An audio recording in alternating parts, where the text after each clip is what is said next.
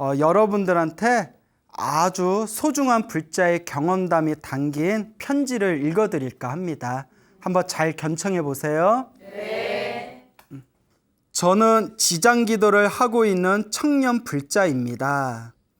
제가 광우 스님을 알기 전에는 정신적으로 많이 허약하고 불안한 삶을 살고 있었습니다. 특히 아버지께서 돌아가신 뒤 우울한 마음이 커져서 사는데 의욕이 사라진 상태였습니다. 그래서 집 근처에 있는 어느 사찰을 다녔습니다. 그런데 그 절의 스님의 법문이 내용은 좋은 것 같은데 아직 제게는 너무 어려웠습니다. 그러다가 우연한 인연으로 2013년에 광우 스님을 처음으로 뵈었습니다. 스님 법문을 듣는 순간 부처님 가르침을 이리 쉽고 즐겁게 배울 수가 있구나 충격을 받았습니다. 그렇게 조금씩 법문을 듣고 배우며 기도의 맛을 알게 되었지만 광우 스님이 다른 곳으로 가시는 바람에 지금 생각하면 부끄럽지만 그 이후 신행 생활을 게을리하게 되었습니다. 제가 처음 광우 스님을 배웠을 때 저의 모습은 어둠의 자식 그 자체였습니다. 아버지를 잃은 상실감에 삶의 의욕도 없었고 얼굴 또한 굉장히 어두웠지요. 지금은 웃으면서 말할 수 있지만 그때 심정은 죽고 싶다. 왜 살아야 하나라는 생각으로 머리가 복잡했습니다. 뿐만 아니라 가위 눌림도 굉장히 심했습니다. 하루가 멀다 하고 가위에 눌렸습니다. 여러분 혹시 가위 눌러본 적 있으신가요? 네. 이 친구를 처음 봤을 때 얼굴 상태가 말이 아니었어요. 막 이렇게 다크서클도 엄청 심하고 눈빛도 또 굉장히 불안해 보이고 잠을 많이 못 자겠대요. 왜 그러냐 했더니 일주일에 5번을 가위 눌렸대요. 항상 일주일에 5번을. 심각하죠? 네. 그때 그렇게 가위 눌림이 심했다고 합니다. 그런 와중에 광우 스님 법문을 들으며 기도하는 방법도 알게 되고 조금씩이나마 몸으로 실천하였습니다. 그러자 놀랍게도 어느 순간부터 부정적인 생각도 사라지고 가위 눌림도 조금씩 횟수가 줄어들기 시작했습니다. 가위에 눌릴 때면 몸은 안 움직이는데 무언가가 나를 누르고 나를 가지고 노는 듯한 경험을 하며 귀신이 나타나서 나한테 해코지하면 어쩌지? 라는 두려움까지 들면서 제게는 너무나 큰 고통과 공포였습니다. 그런데 수행을 시작하면서 점점 무서움이 사라졌습니다. 지장경을 독경하면서 사람이 바르게 살면 귀신들이 오히려 도움을 주면 줬지 절대로 사람들에게 해를 입히는 존재가 아니라는 것도 알게 되었습니다. 지장경에 나오는 예를 하나 들자면 귀신들의 왕 중에 하나인 악독귀양이 지장보살의 가르침을 따르면 그 수행하는 사람들을 돌봐주고 지켜주겠다고 부처님 앞에서 맹세하셨는데 제가 귀신들을 무서워할 이유가 전혀 없는 것이죠. 그러니까 지장기도라고 지장경을 독경하면서 마음이 밝아지는 거예요. 그 귀신에 대한 공포감이 굉장히 심했답니다. 근데 지장경을 읽으면서 이 지장기도를 열심히 하면 귀신들을 오히려 보호해 주겠다고 하는 그런 내용을 보면서 마음의 안정을 되찾았대요. 덕분에 그토록 저를 괴롭혔던 가위 눌림과 귀신에 대한 공포심이 사라졌고 지금은 삶이 당당해지고 편안해진 마음입니다. 저는 지장기도를 하는 지장경 수행자입니다. 자비로우신 불보살님들이 많이 계시지만요. 저의 마음에 확 하고 와닿으신 분은 지장보살님입니다. 제가 지장보살님을 사랑하고 존경하는 이유는 지장보살님께서 지옥까지 직접 가셔서 지옥의 중생을 구제하시는 그 자비로우신 모습에 반했기 때문입니다. 이번 생에는 비록 많이 부족한 몸이지만 그래도 지금의 인연으로 백생이 걸리든 천생이 걸리든 만생이 걸리든 언젠가는 꼭 지장보살님을 조금이라도 닮은 사람이 되고 싶습니다. 야, 이게 굉장한 거예요. 예, 백생이 걸리든 천생이 걸리든 만생이 걸리든 반드시 지장보살님을 조금이라도 닮은 사람이 되고 싶다. 정말 대단한 마음입니다. 대부분의 중생들은 아유, 지장보살님 도와주세요, 관세음보살님 도와주세요, 저 좀 잘 되게 해주세요, 이렇게 바라기만 하지 제가 지장보살님처럼 살겠습니다, 관세음보살님처럼 살겠습니다 라는 마음을 일으키는 사람은 드물거든요. 그러니까 요 편지를 보내주신 이 청년불자님이 정말 수행을 제대로 하신 것 같아요. 광호 스님을 만나고 6년이 지난 지금은 이제 남부럽지 않게 평온한 마음으로 살고 있습니다. 불교를 만나기 전의 모습과는 도저히 비교할 수 없는 엄청난 발전입니다. 가끔씩 두려움과 우울함, 부정적인 감정들이 올라올 때면 마음속으로 나는 지장보살님과 함께인데 무엇이 두려운가 라는 생각을 합니다. 그러면 자연스럽게 마음이 편안해집니다. 지장경을 읽고 사경하고 연불하니 기도의 맛을 느끼게 됩니다. 기도의 맛을 느끼니 일상생활에서도 큰 도움을 받습니다. 로또 당첨과 같은 대박은 아니지만 일상생활 자체가 즐거워지고 편해져요. 그리고 불보살님이 항상 곁에 계시다는 믿음이 생깁니다. 이 믿음이 생기고 나니까 사회생활을 하는데 힘든 점을 잘 극복하게 되었습니다.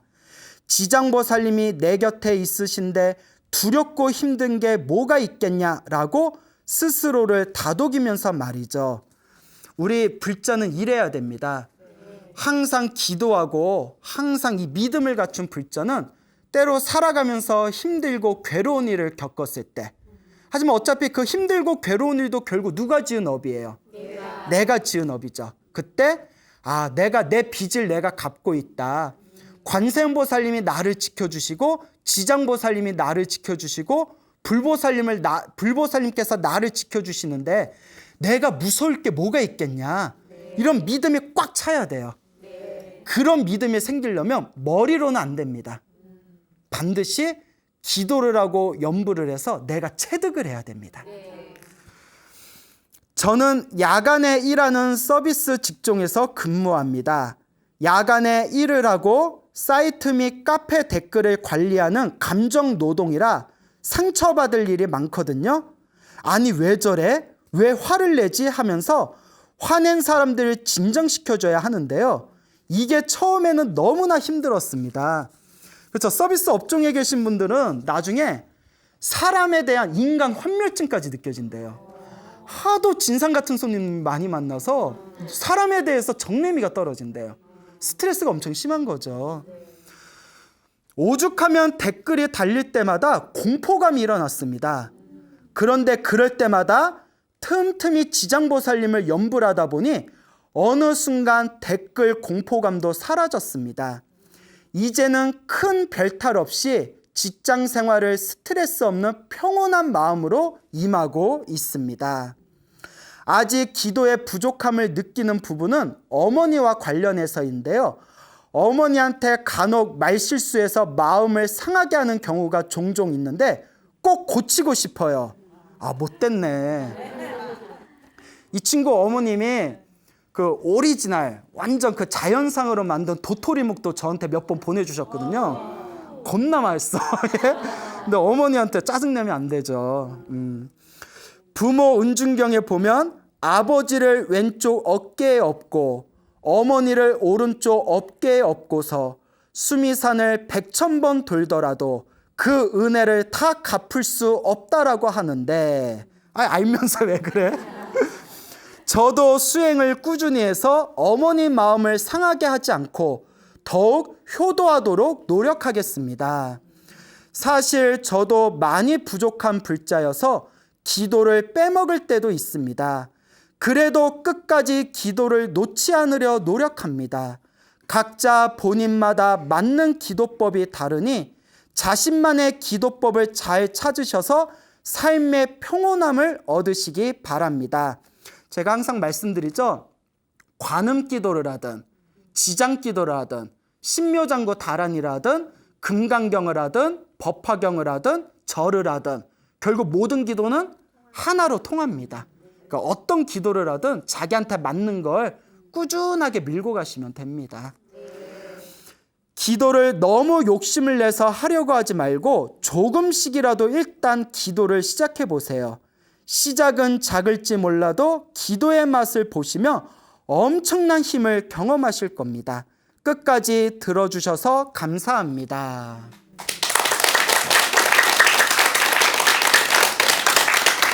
예, 여러분 편지 내용이 너무 좋죠? 네. 기도하면 됩니다. 네. 기도 한번 해보세요. 기도하면 됩니다. 단 꾸준히 하셔야 됩니다. 이 편지를 보내주신 청년 불자도 저는 기억이 안 나는데 그 편지 내용에 보면 2013년도에 저를 처음 만났다고 했잖아요. 네. 그때 정말 얼굴도 음침하고 성격도 뭔가 좀 떠있고 눈빛도 불안하고 여러모로 걱정이 돼서 제가 붙들고 너는 업장이 두껍다. 기도해라 기도해라 엄청 잔소리했거든요. 근데 저렇게 꾸준히 기도했더니 정말 부처님 갚이 받았어요. 자기가 너무너무 행복하대요. 사람이 자기 입으로 행복하다는 말 쉽게 안 나오잖아요. 지금 너무너무 마음이 행복하고 힘들고 괴로운 일이 있대요. 또 아까 얘기했지만 감정 노동자라 서비스 업종에서 가끔 억울한 일 당할 때 힘들고 짜증나지만 그럴 때 지장경 독경하고 다 연불하면 마음이 안정이 된대요. 그러니까 기도에 힘이 붙은 거예요. 그러니까 해보세요. 꼭 기도 열심히 안 한 사람들이 되니 안 되니 효과가 있니 없니 지겹다 지겨워. 정말 내 골수가 쭉 빠져나갈 정도로 한번 미친 듯이 기도해 보세요. 부처님의 가피는 기도한 만큼 효과가 있습니다. 단 전생에 복을 많이 지은 사람은 효과를 빨리 보고 전생에 좀 박복하게 살았던 사람은 효과를 좀 더디게 볼 뿐이지 기도한 공덕은 있다 없다? 있다. 반드시 있다. 그리고 기도하다가 나쁜 일이 생긴 거는 기도에 효과가 없어서가 아니라 내가 기도를 열심히 했기 때문에 크게 받을 걸 어떻게 받았다? 작게 받았다. 바로 이게 기도의 묘미입니다. 그리고 내가 이번 생에 힘들고 괴롭게 사는 게 내가 전생에 지어놓은 복이 없어서 그런 건데 이번 생에 또 그냥 허투루 사실 거예요? 이번 생에 또 그냥 공으로 사실 거예요? 다음 생을 위해서라도 이번 생에 조금이라도 뭐 해야 된다? 닦아야 된다. 이번 생에 지금이라도 잘 닦아 놓으시면 말년에 점점 편안해지실 거고 다음 생에는 더 큰 공덕을 얻게 되실 겁니다. 이건 저의 얘기가 아니라 대승경전에 한결같이 나오는 내용입니다. 그러니 힘들고 괴로울 때 무엇을 해라? 기도부터 시작해라. 조금이라도 시작해라 라고 말씀드리고 싶습니다. 알겠죠? 네. 자, 그 부산에서 어느 여성 불자님의 굉장히 또 소중한 편지를 받았어요. 그래서 그 내용을 조금 간추려서 여러분들에게 소개할까 합니다. 제가 그 편지를 읽으면서도 저도 너무 신기하다 이렇게 잔잔한 감동을 느꼈는데요. 부산에서 지금 미혼으로 살고 계시는 36살의 여성 불자님입니다. 30대 중반의 여성 불자님이신데 이분이 굉장히 이제 재미난 이야기를 보내오셨더라고요. 그 소나무 아주 애청자시래요. 그 어렸을 때부터 어머니 손을 따라서 절에 열심히 다녔답니다. 어머니가 아주 독실한 불자라서 어머니 손을 잡고 그렇게 절에 열심히 다녔는데 고등학교가 되었을 때 어머니가 광명진언을 외우라고 시키셨대요. 광명진언이라고 불교에서 유명한 주문이 있어요.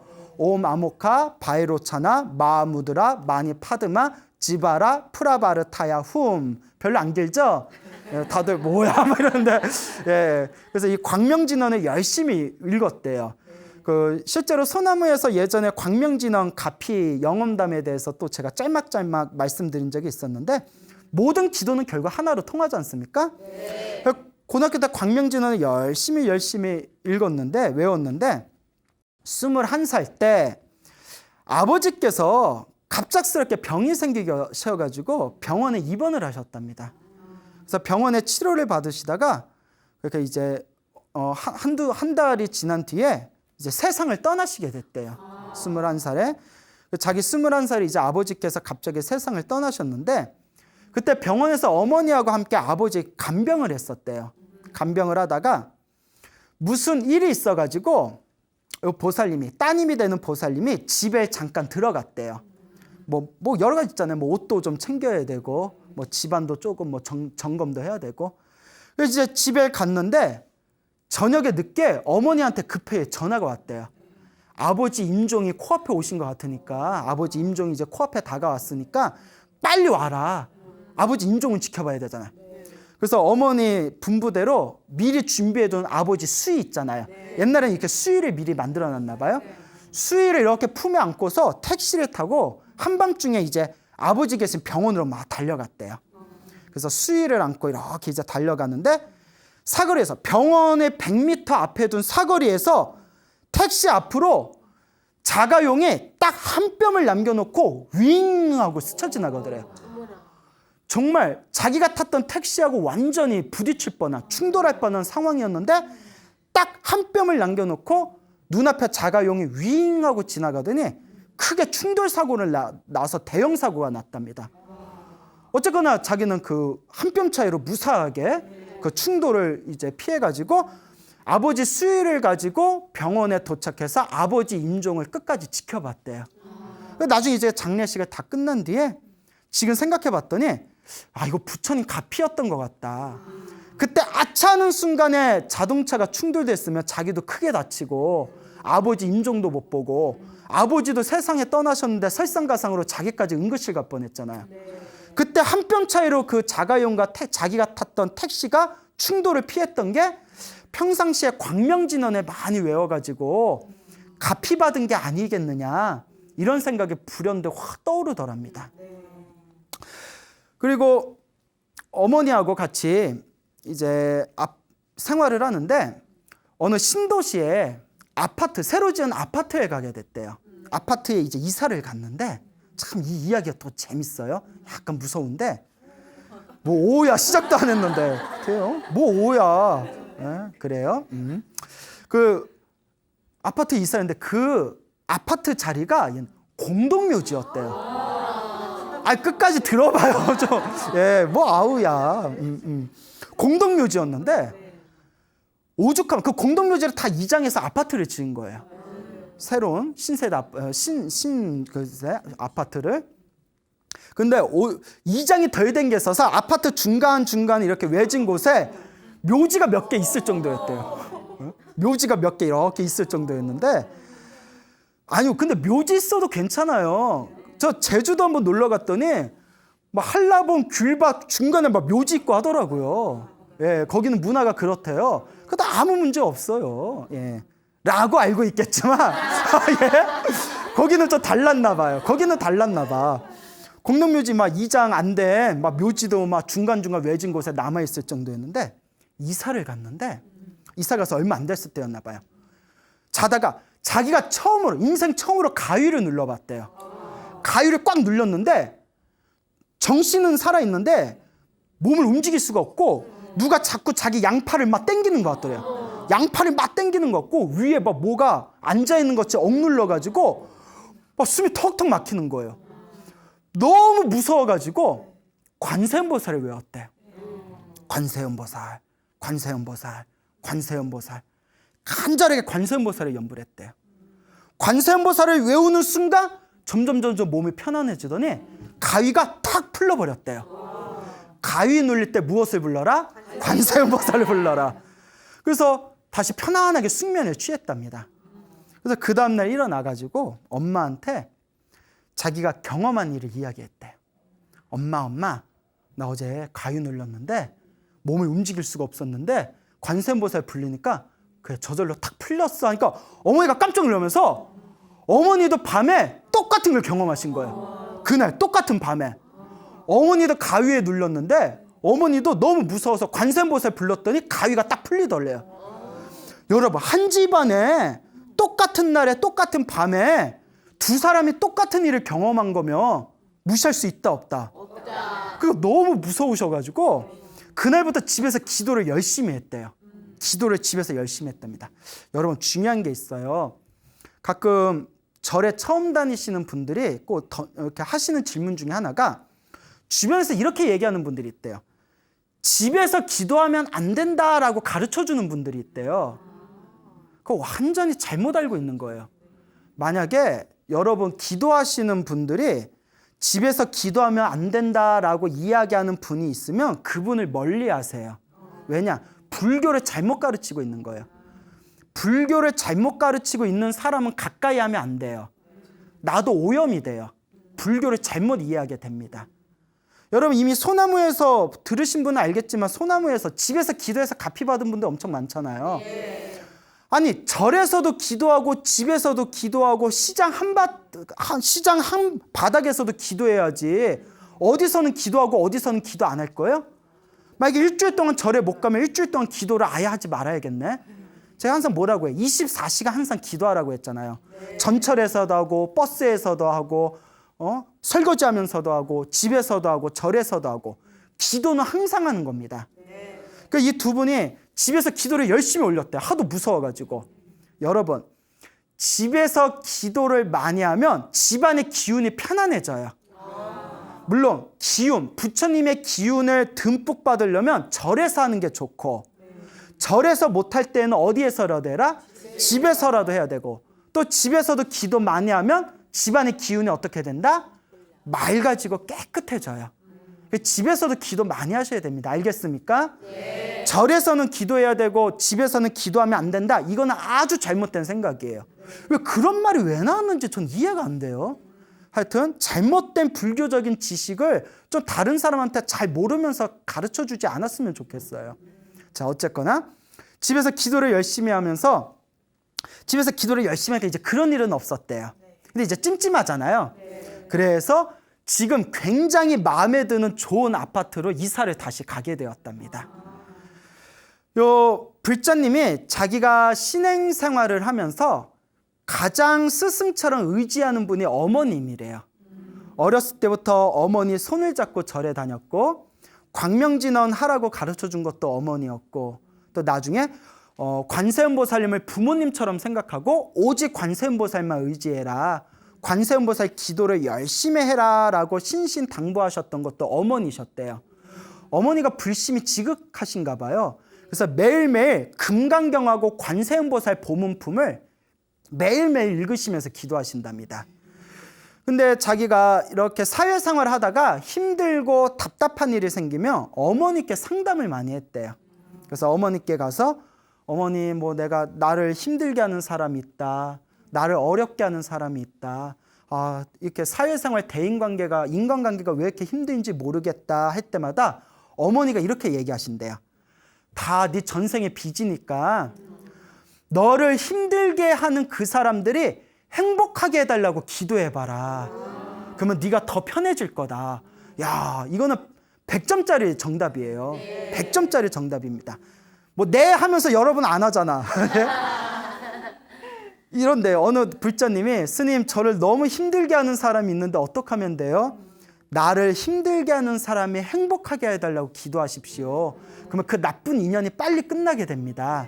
그 보살님이 자기 힘들게 하는 사람을 생각하면서 부처님 그 사람이 행복하게 해주세요 관세음보살. 부처님 그 사람이 행복하게 해주세요 관세음보살. 부처님 그 새끼가 행복하게 해주세요. 자기도 모르게 그 새끼가 행복하게. 예, 너무 화가 나니까. 예. 자, 그래요.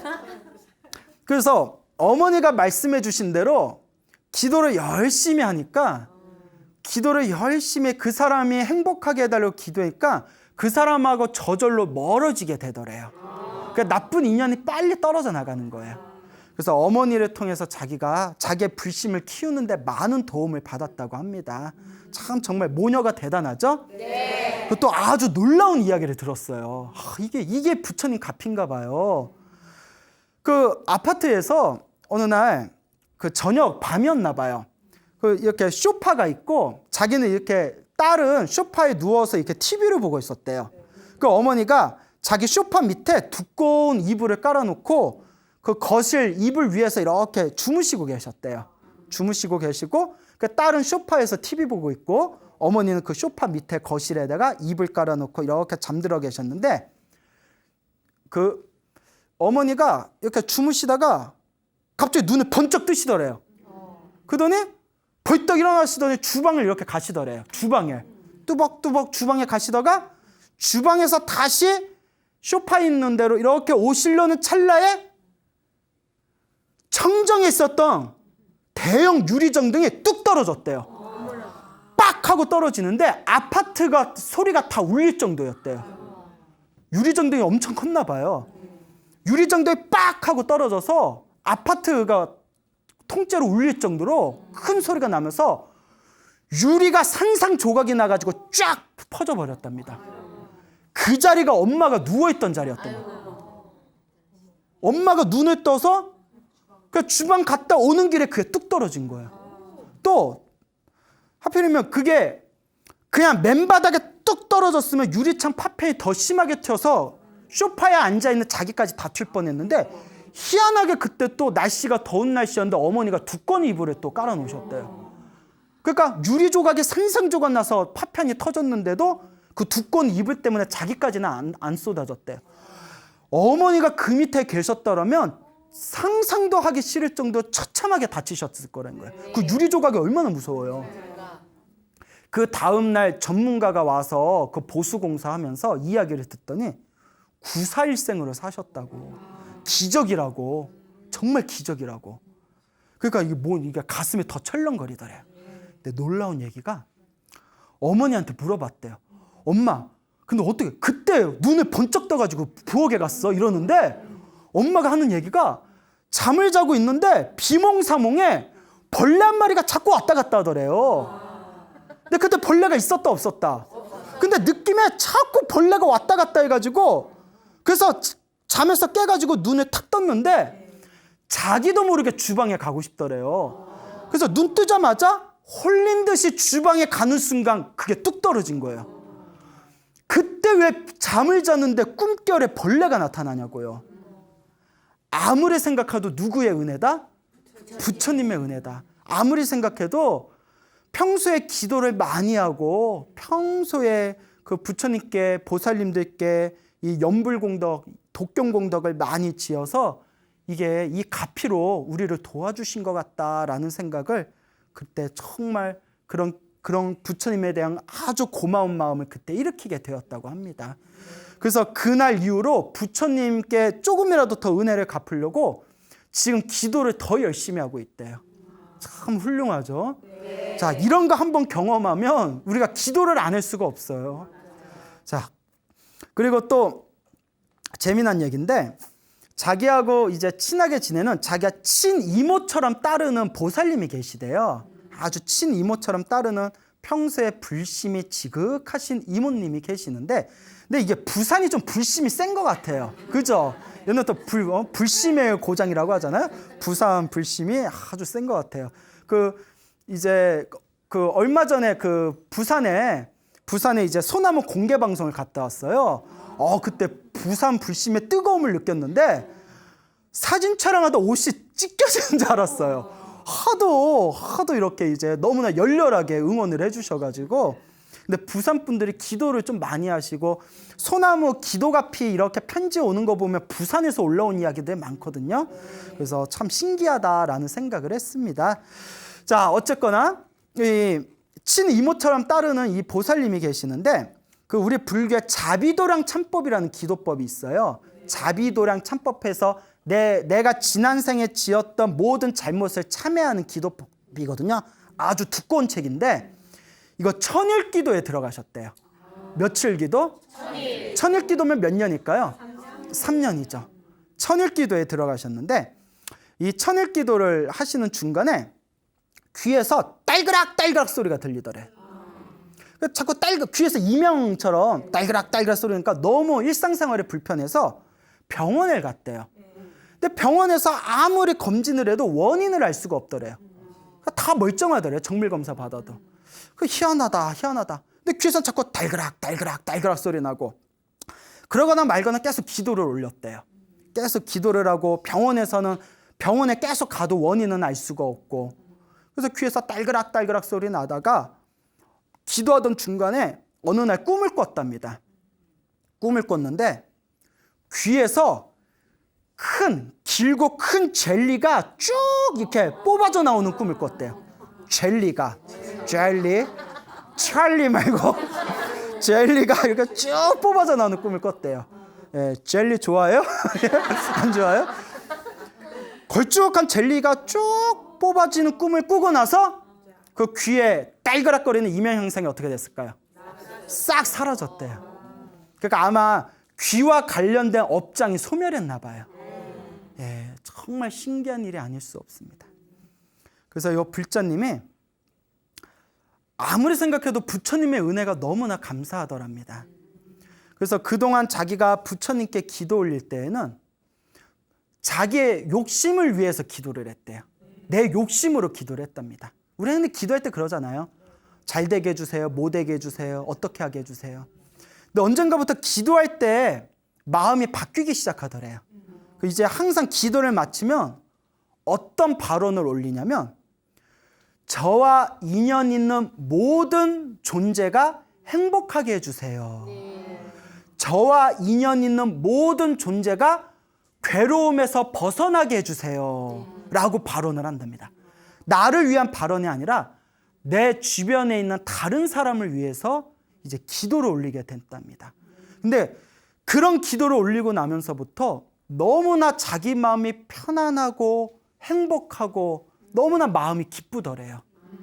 그래서 저희가 이제 이런 이야기를 들려주시면서 부처님 앞으로도 부처님 은혜 갚는 마음으로 더 열심히 수행해서 훌륭한 불자가 되겠습니다라고 이렇게 이제 저에게 그런 자신만의 약속을 하면서 이 소중한 이야기를 불자들을 위해서 보내오셨습니다. 참 너무 대단하죠? 네. 그러니까 우리 한국 불교가 1000년의 역사가 넘는 이 한국 불교가 그래도 이렇게 끝까지 꾸준히 버티는 이유가 얼마나 우여곡절이 많았어요. 이렇게 끝까지 버티는 게 그래도 알게 모르게 수행을 열심히 하시는 스님들과 알게 모르게 이와 같이 신행 생활을 열심히 하는 불자님들이 있기 때문에 이 한국 불교가 그래도 버티는 게 아니겠느냐 이런 말씀을 드리고 싶습니다.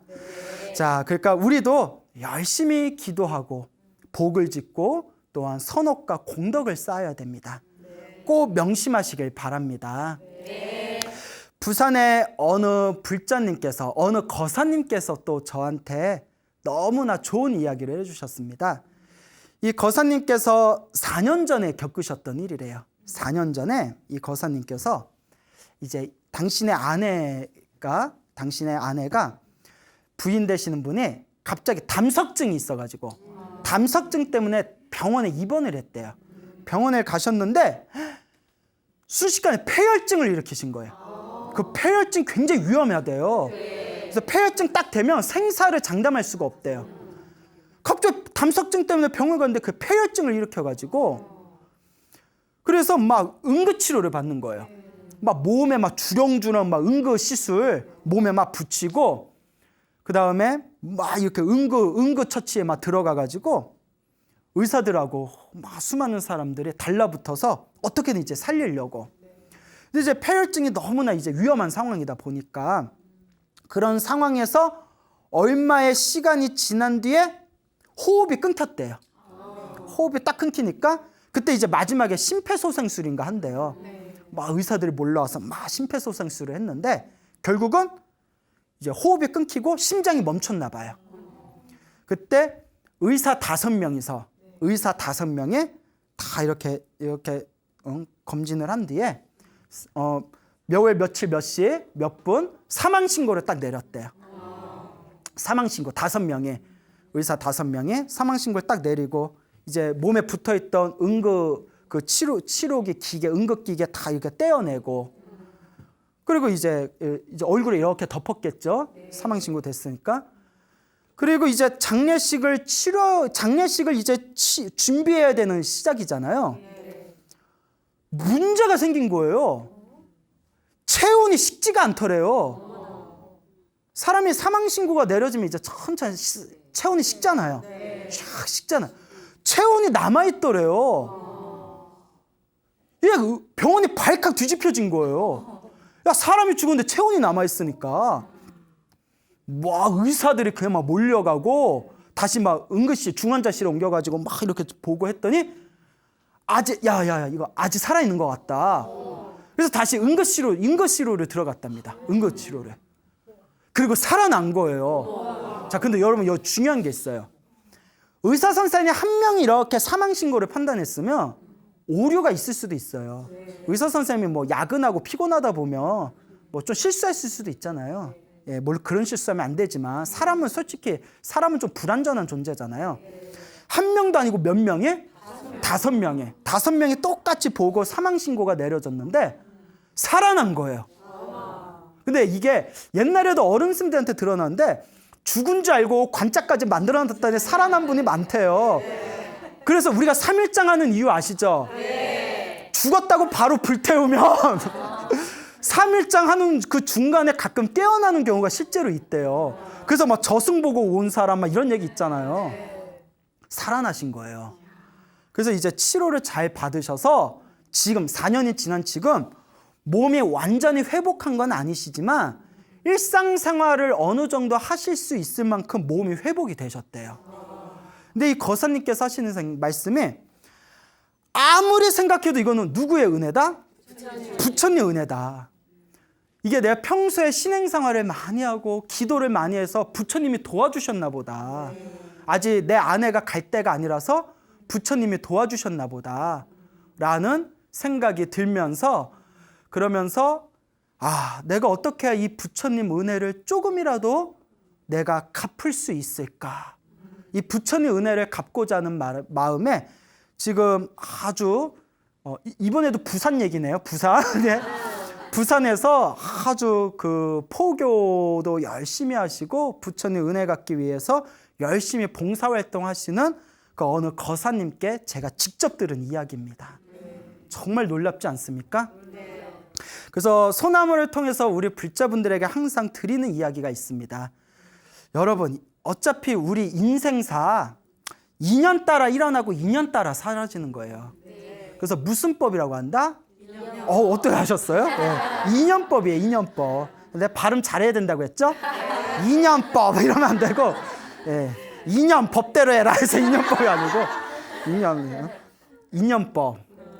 그래서 2년 따라 일어나고 2년 따라 사라지는 이 거대한 우리 삶의 모습은 결국 내가 지은 업의 인연입니다. 잘 돼도 내 탓이고 안 돼도 내 탓이고 잘 되든 안 되든 그래도 노력하면서 살아가는 거고 노력하면서 살면서 내 앞에 펼쳐진 모든 행복과 불행이란 게 결국 내 복대로 살아가더라. 내 복대로 살아가더라. 그렇기 때문에 항상 불자님들한테 드리는 이야기가 결국 우리가 조금이라도 행복한 삶을 살기 위해서는 항상 기도하고 항상 복을 짓고 항상 이 마음자리를 잘 써야 된다라고 누누이 말씀을 드렸습니다. 우리가 살아가면서 힘들고 괴로운 일이 생길 때마다 어떤 사람은 끊임없이 좌절하는 사람이 있어요. 힘들어하고 괴로워하고 그런 사람들한테 기도해라, 복지어라 좋은 얘기 해주면 첫째, 믿지를 않아요. 그딴 게 어딨어. 야, 그러면 이 세상 사람들 다 잘 살겠네. 믿지를 않아요. 둘째, 처음에는 귀가 솔깃해서 좀 하는 듯 하다가 중간에 그만둬요. 내가 원하는 만큼 효과가 안 생기니까 그냥 중간에 그만둬 버려요. 이런 사람들은 업이 두꺼운 사람들입니다. 어떤 사람들? 업이 두꺼운 사람들이에요. 업이 두꺼운 사람들은 좋은 걸 아는데도 그 좋은 것에 몰입할 수가 없어요. 내 업이 자꾸 장애를 하는 겁니다. 그래서 업장이라고 하죠. 근데 그나마 성근이 있는 사람, 착한 뿌리가 있는 사람들은 내 힘들고 괴롭고 너무나 어려운 그런 시절에 부처님의 법을 만나고 기도하고 복을 짓고 마음을 쓰면서 자신의 운명을 조금씩 아름답게 바꿔나가는 사람들이 있습니다. 그런 사람들이 바로 제가 아까 편지를 읽어드렸던 그 젊은 청년 불자라든가 또 오늘 이야기를 해드렸던 그 불자님들의 이야기라든가 그동안 소나무를 통해서 말씀드렸던 갚이받았던 수많은 불자님들 그분들이 끊임없이 기도하고 복을 지으면서 자신의 운명을 바꾼 분들입니다. 그러니까 좋은 일이 생기든 나쁜 일이 생기든 다 내가 지은 업의 인연들이구나. 지금이라도 내 업을 잘 닦아야 되겠구나라는 마음으로 여러분들의 몸과 마음을 잘 다스리면서 진정한 불자의 길을 갈 수 있도록 끊임없이 노력하시기 바랍니다. 알겠죠? 네. 여러분, 행복해지고 싶습니까? 네. 행복한 삶을 창조하고 싶습니까? 네. 복을 지으십시오. 선업을 지으십시오. 공덕을 쌓으십시오. 복과 선업과 공덕의 힘이 여러분들을 진정한 행복의 길로 이끌어 줄 것입니다. 오늘 여기서 마치겠습니다. 소중한 나! 무한 행복!